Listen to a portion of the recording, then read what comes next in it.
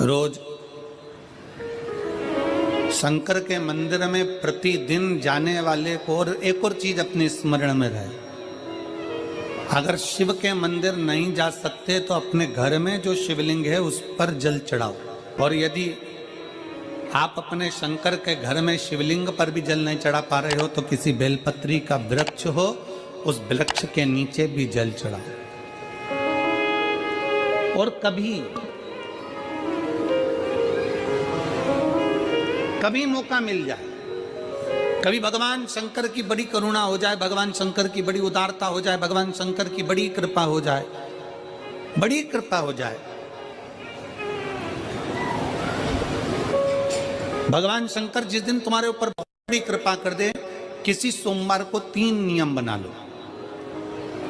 जिस दिन मेरा भोले बाबा तुम पर कृपा कर दे उस दिन सोमवार का एक नियम बनाओ कि महीने का एक सोमवार मुझे ऐसा करना है, 3 नियम धारण करना है महीने के सोमवार को।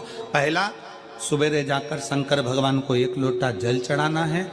दूसरा, दोपहर के समय पर जाकर मुझे बेलपत्री के वृक्ष के नीचे एक चावल का दाना रखकर बेलपत्री की 7, 11, 21, 108, 51 जितनी परिक्रमा आप लगा सकते हो वो लगाना है। और तीसरा, बेलपत्री के वृक्ष के नीचे और शंकर के मंदिर के दरवाजे पर मुझे एक घी का दीपक लगाना है। बस ये 3 नियम जिसने महीने में एक बार ले लिया, समझ लो उसको पीछे हटने की जरूरत ही नहीं, वो आगे ही बढ़े। महीने के किसी एक सोमवार का ऐसा नियम बना लो कि मुझे 3 नियम धारण करना है महीने के किसी भी एक सोमवार को। हम ये नहीं कहेंगे कि तुम सोमवार 5 पढ़ रहे हैं तो 5 को करो, 4 पढ़ रहे हैं तो 4 को करो, 3 पढ़ रहे हैं तो 3 को करो।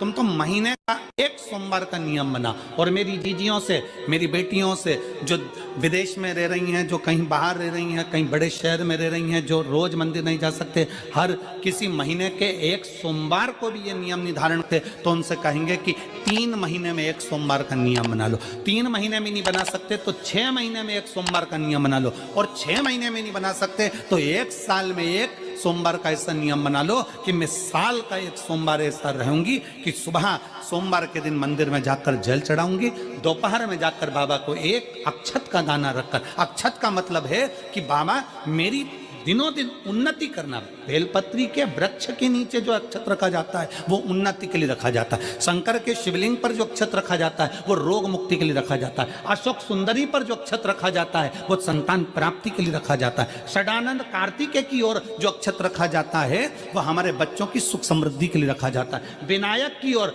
गणेश जी की ओर जो अक्षत रखा जाता है वो हमारे घर में कोई मंगल कार्य आ जाए उसके लिए रखा जाता है। और जो पीठिका होती है जिसपे शिवलिंग रखा होता है, पार्वती जी का हस्तकमल, उस पर अक्षत रखा जाता है तो नारी के अखंड सौभाग्य के लिए रखा जाता है। अक्षत रखने का भी तरीका है। एक चावल का दाना कहाँ रखा जाता है, क्यों रखा जाता है, कैसे रखा। अब कई लोग कहते हैं गुरुजी ये शिव महापुराण में आप ये नियम बताते हो, तरीका बताते हो। हम तो उनसे कहेंगे डॉक्टर के पास जाओगे तो डॉक्टर भी गोली लिखकर ये नहीं कह देगा कि ये सारी गोली एक साथ खा जाओ। डॉक्टर भी कहेगा ये गोली सुबह खाना है, ये गोली शाम को खाना है, ये गोली दोपहर में खाना, ये गोली भूखे रहकर खाना। बोलो सही है कि गलत है? ये रात्रि को खाना खाने के बाद खा लेना, ये खाना खाने के पहले, ये नाश्ते के पहले। और सुनो, ये दवाई, ये वाली पीछे वाली जो दवाई लो ना इसको दूध से लेना, ये वाली जो दवाई लो ना इसको पानी से लेना। और सुनो, ये डब्बी है इसको पानी में मिलाकर फिर पीना। दवाई लेने का भी तरीका है, उसी तरह शिव महापुराण में एक एक अक्षत का भी तरीका है और एक एक बेलपत्री का भी तरीका है। अब मान लो कई लोग कहते हैं गुरुजी आप ये तरीका बताते हो शिव पुराण के माध्यम से, कई लोगों के मन में संशय जागता है, तो अगर हम एक साथ चावल चढ़ा दे तो उसका क्या तरीका है? तो हमारा निवेदन है डॉक्टर जो दवाई ले एक ही बार में निपटा जाए।